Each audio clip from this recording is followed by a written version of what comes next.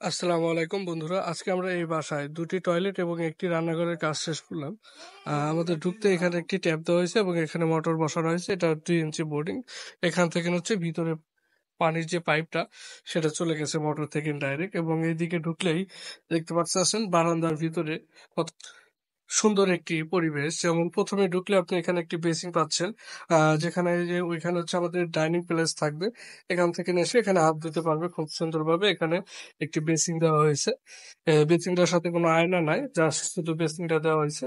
এবং এখানে দেখতে পাচ্ছেন চুলা রান্নাঘরের যে সুন্দর একটি ডিজাইন করা হয়েছে, এবং নিচে হচ্ছে মোটর দেওয়া হয়েছে। এদিকে দেখতে পাচ্ছেন নিচে একটি ট্যাপ দেওয়া হয়েছে, এবং উপরে সিঙ্কের জন্য একটি ট্যাপ, এবং সিঙ্কটা খুবই ভালোভাবে বসানো হয়েছে। এটা যে সিংটা বেশি ডিপ আর কি, সেটাই দেওয়া হয়েছে এখানে।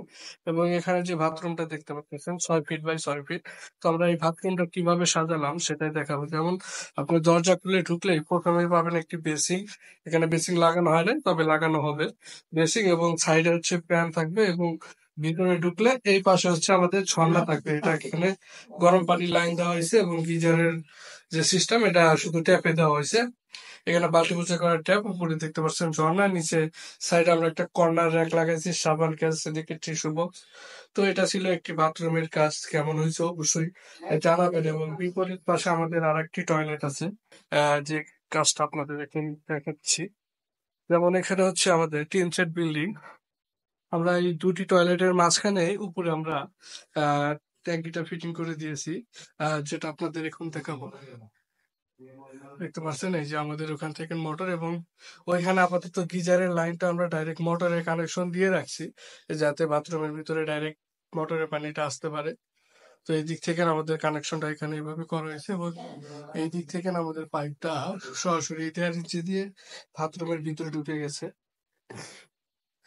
এদিকে হচ্ছে আর একটি টয়লেট। এটা হচ্ছে অ্যাটাচ বাথরুম। এখানে দেখতে পাচ্ছেন সেম কাজ করা হয়েছে।